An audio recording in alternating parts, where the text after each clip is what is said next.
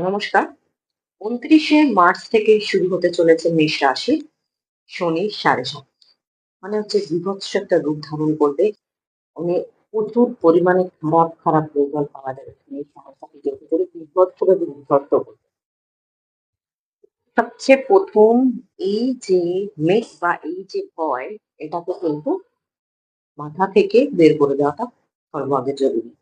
তারপরে ৩ টে মন্ত্র আমি বলছি, সেই ৩ টে মন্ত্র অবশ্যই জপ করলে কিন্তু আপনাদের শনির ৭.৫ থেকে কিন্তু অনেকটাই রেহাই পাওয়া সম্ভব। Number 1 keep patience, number 2 work hard, number 3 accept any situation.